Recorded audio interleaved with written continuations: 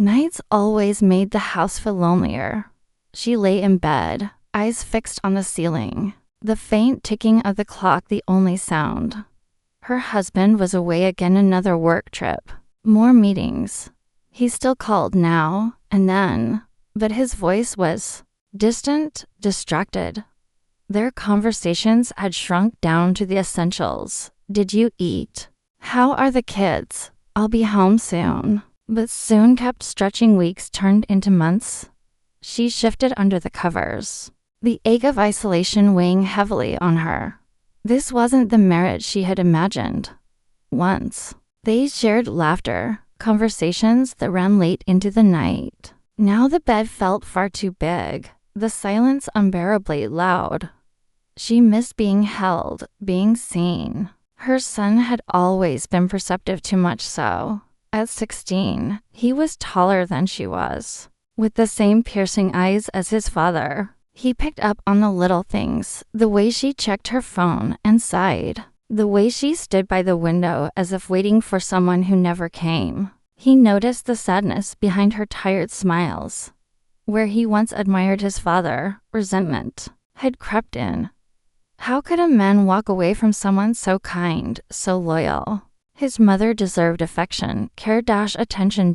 It started innocently. He helped more around the house. He made her tea the way she liked it, fixed things, pulled out her chair at dinner. He noticed how her eyes softened at his compliments. Her smiles began to return, real ones.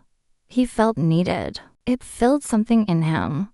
One evening, he found her on the couch, flipping through old photos. You miss him, don't you? He asked gently. She looked up, startled, unsure how long she'd been lost in thought. She nodded. He's my husband. But even she wasn't sure what that meant anymore. You shouldn't have to feel so alone, he said, brushing his fingers against hers. She didn't move.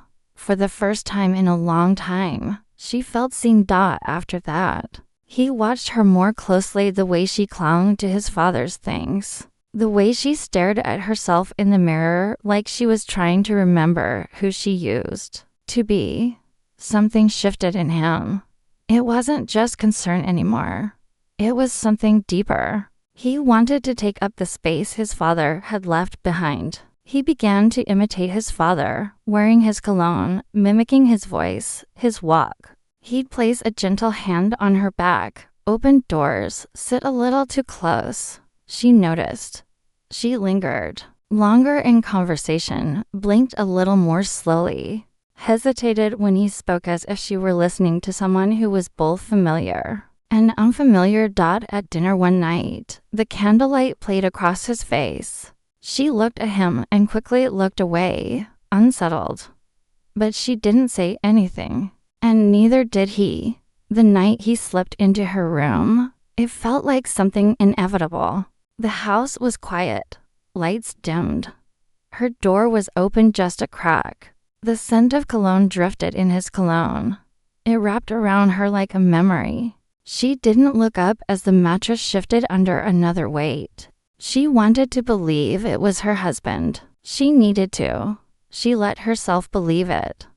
A hand touched her arm, careful, lingering. Something in it felt off, unsure. But she didn't stop it. She didn't move. By morning, he was gone. The space beside her was empty again, but the scent remained. So did the truth. At breakfast, he sat across from her, his gaze steady.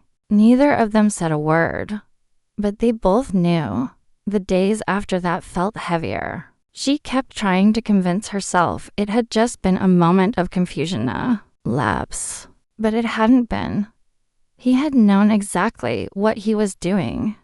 And the worst part, she had let him. She tried to pull away, avoid him, build space between them. But he was always there, watching, waiting. Then one night, as she stood at the window, staring out at nothing, he spoke. You don't have to pretend you don't feel it. She froze. I just did what he wouldn't, he said. You shouldn't have, she whispered. But I did. His words hung in the air, heavy and irreversible. She finally turned to face him. He looked back, expression calm, unashamed. "This can't happen." "Again," she said quietly. He didn't respond. He didn't need to. They both knew it already had.